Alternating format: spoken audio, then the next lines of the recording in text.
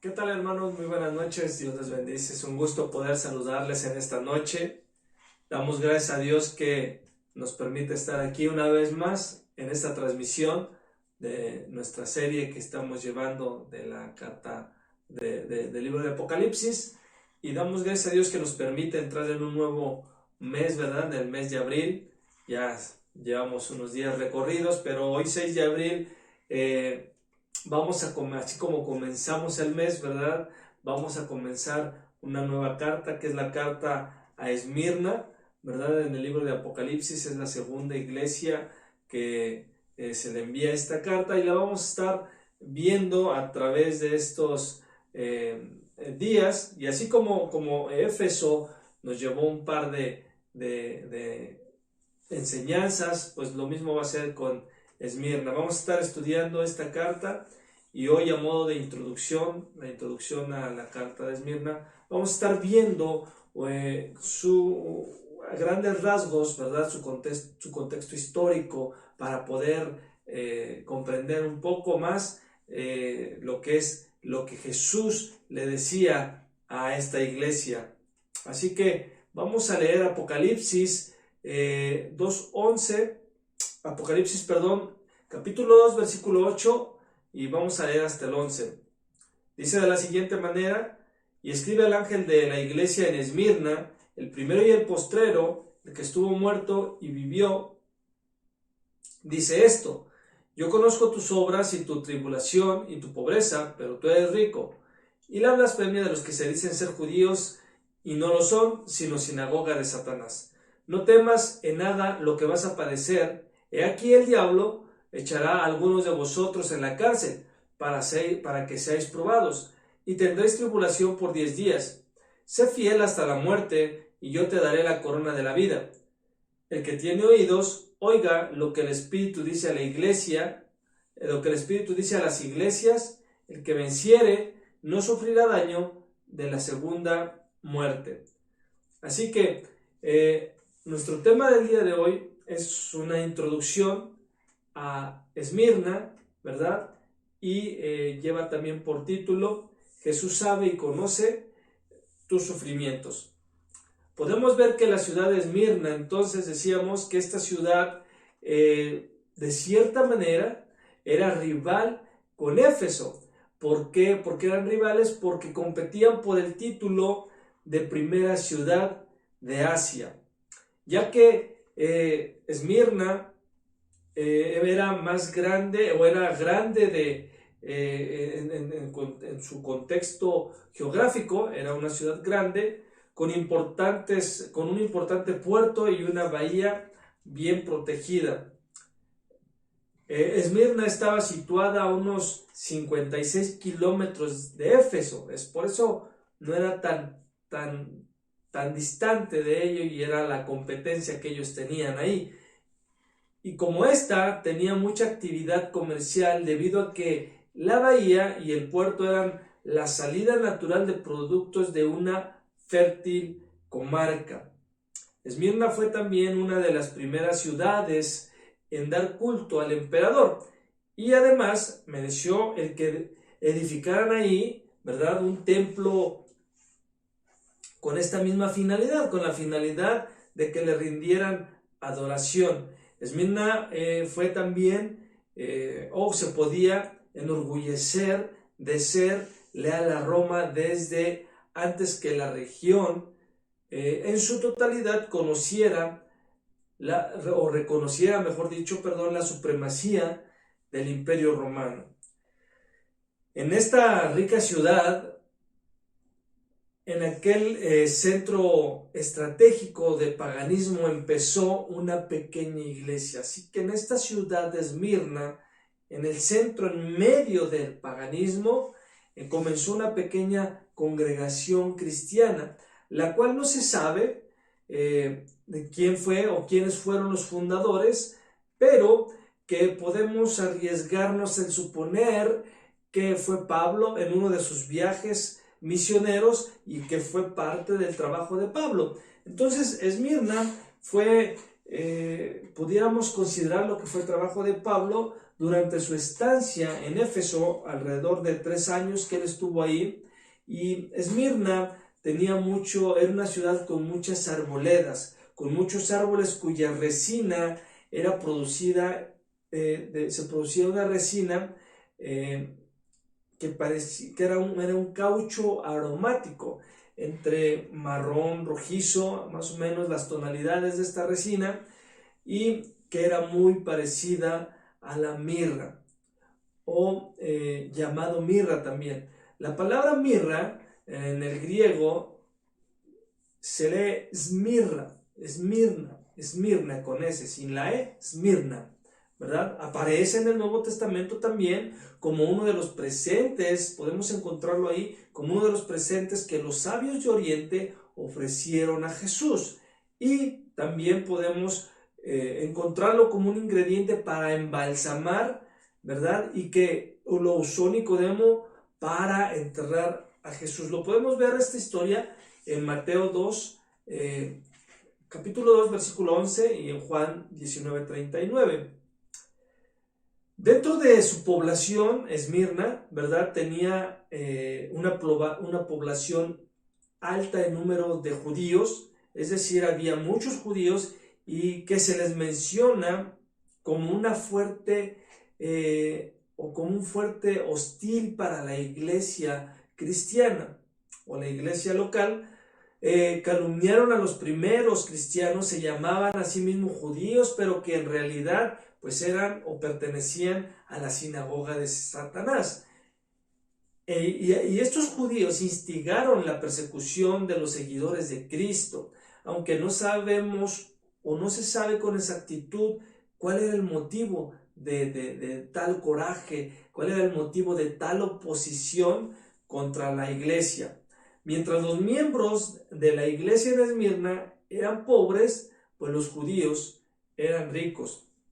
Podemos ver también que su oposición al cristianismo tenía una conexión con el martirio de Policarpo, a quien se le dio muerte el 23 de febrero del 155, y esto por no querer negar el nombre de Jesús. Había sido obispo por muchos años en esta congregación, era un anciano santo, un anciano entregado, dedicado al servicio de Cristo, fiel a él, y él le respondió al procónsul que le decía, este procónsul le decía a Policarpo que él escogiera entre negar a Cristo y vivir o negar a Cristo y morir.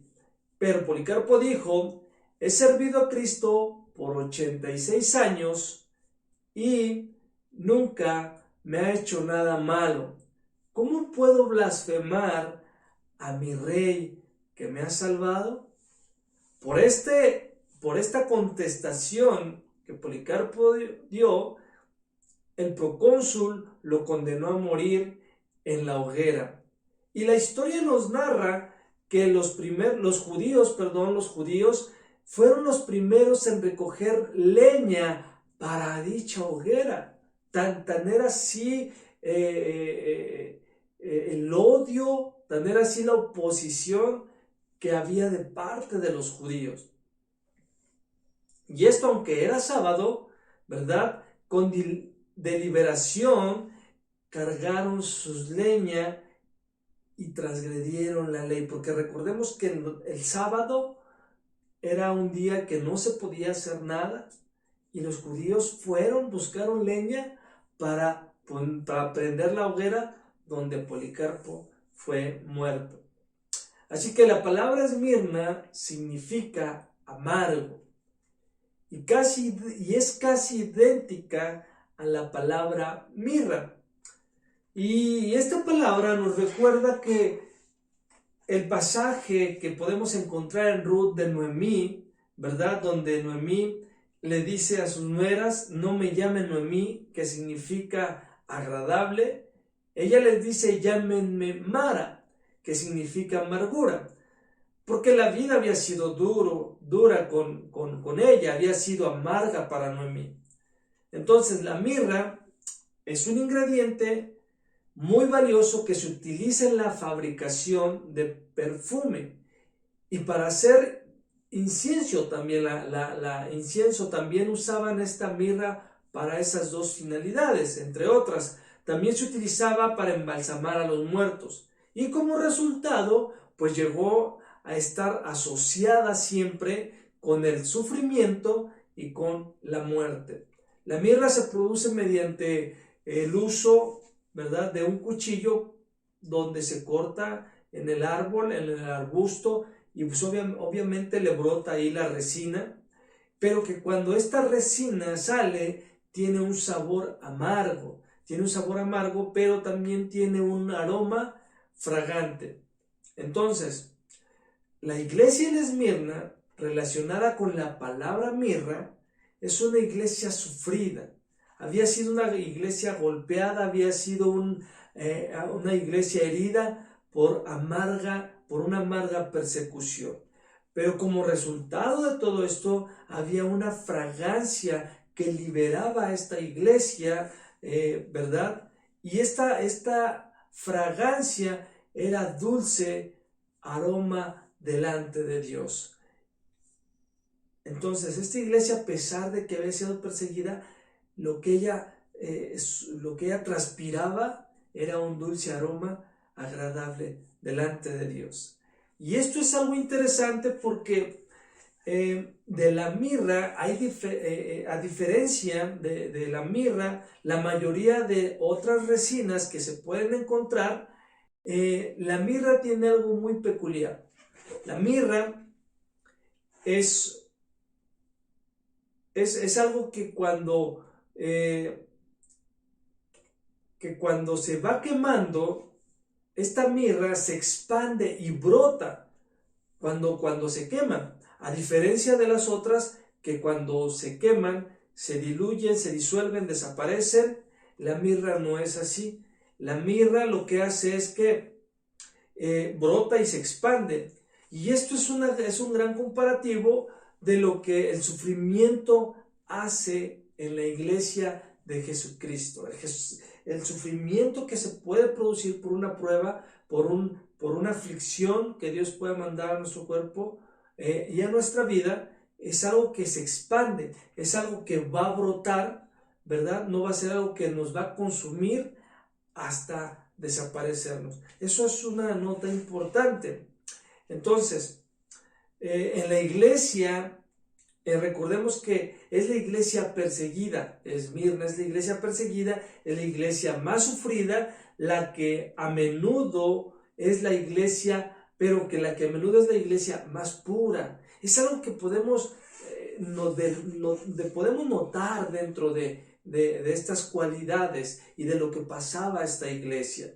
Era una iglesia que sí era perseguida, que sí era sufrida, pero también que era una iglesia que denotaba pureza. Era una iglesia que a menudo su aroma era fragante delante de Dios. Entonces, así como la mirra debe ser molida para que despida su fragancia, el testimonio de la iglesia molida por la persecución, es decir, esta iglesia de Esmirna, molida por la persecución que produjo una dulce fragancia que fue muy agradable delante de nuestro Señor Jesucristo. Es decir, que la sangre de los mártires de este periodo se convirtió en semilla para las iglesias venideras. Durante estos 250 años tenemos el periodo del martirio bajo el imperio romano o la Roma imperial. Desde Nerón hasta Constantino hubo una era sangrienta para la iglesia. Aquí los 10 días podemos observar que pueden representarse como los 10 distintos intentos a través de edictos imperiales para destruir a esta joven iglesia. La última persecución que esta iglesia tuvo duró alrededor de 10 años.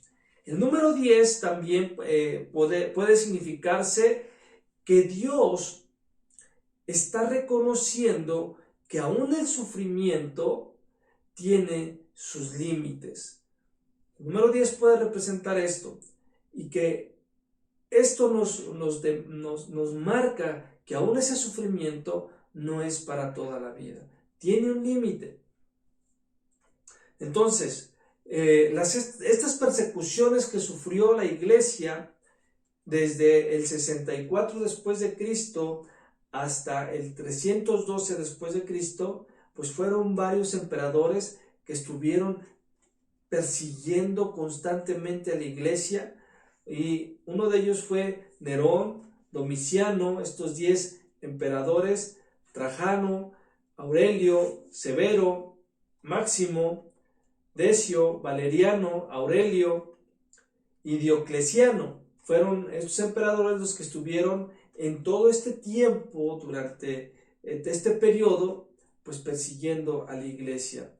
Y de hecho, en el libro de los mártires de Fox encontramos que 5 millones de cristianos murieron por su fe en Cristo durante estas persecuciones del primer siglo. Y esto es un gran número, esto es un número pues que nos sorprende de todos los mártires que en ese tiempo perdieron la vida por la fe en Jesucristo. Es por ello que, derivado de estas persecuciones, la iglesia y los creyentes de esa época necesitaban desesperadamente ánimo.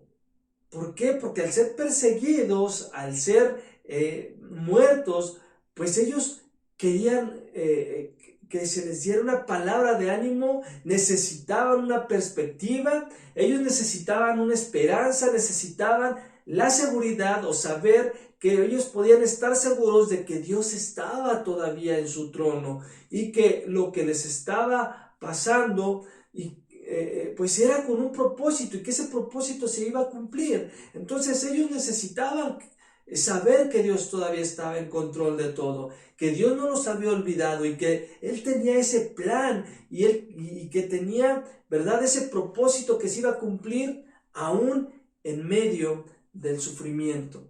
Ellos necesitaban saber eso. Ellos necesitaban saber eso como tú y yo necesitamos saberlo. Cuando hoy en nuestros días pasamos persecución en medio de esta pandemia, necesitamos saber que aún Jesús sigue en su trono, que aún Dios sigue en su trono y sigue teniendo el control, y que todo este sufrimiento a lo largo de esta pandemia tiene un propósito que se tiene que cumplir.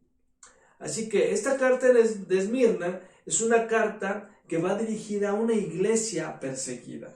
Es una carta a una iglesia sufriente, y que es una de las dos cartas que nos mencionan en el Apocalipsis, de las cuales no hay palabras de reproche. Y la otra carta, que no hay palabras de reproche, es la iglesia de Filadelfia,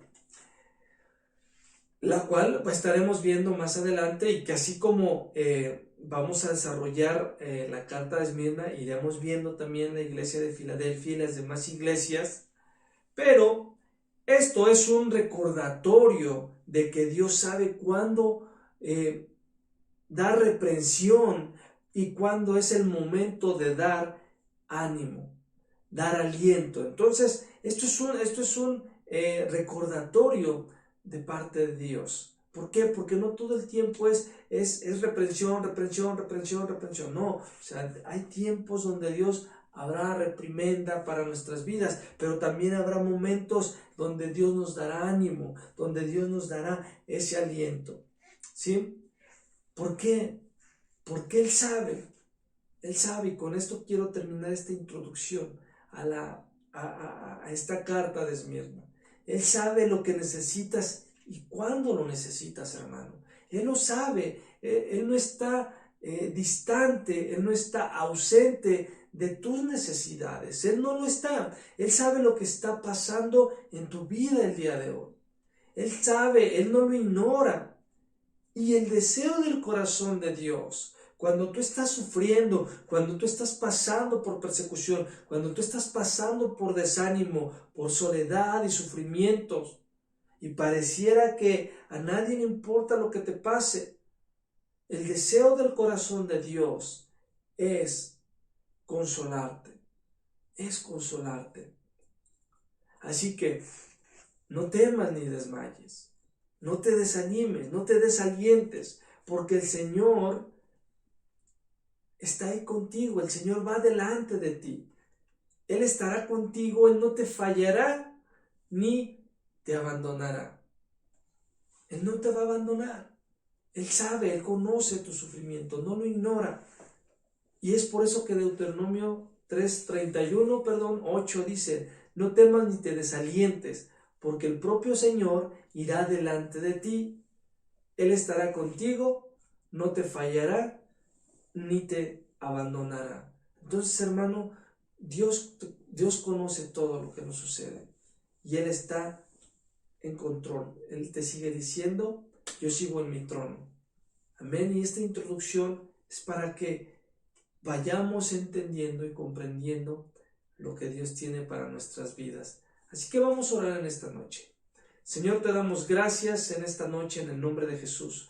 Oramos, Padre, porque en esta parte de la introducción a Esmirna, a medida que vayamos desarrollando esta carta, Padre, tú estés hablando a nuestros corazones. El anhelo es que así como has hablado en lo que pudimos ver de la carta a Éfeso, Padre, esta carta también pueda ser de bendición para nuestras vidas, para aquellos que están pasando sufrimiento, para aquellos que están pasando persecución, para aquellos que se encuentran en un tiempo de aflicción, de soledad. Señor, tú estés trayendo ese ánimo, Padre. Hoy te lo pedimos en el nombre de Jesús. Te damos gracias por quienes se pudieron conectar, Señor. Por los que no, Padre, te pedimos que a la próxima puedan hacerlo y podamos seguir siendo edificados por medio de tu palabra. Hoy te damos tantas gracias, Señor, en el nombre de Jesús. Amén y amén. Hermanos, pues que Dios les bendiga. Nos vemos en la próxima cápsula y les mando un fuerte abrazo a la distancia. Bendiciones. Buenas noches.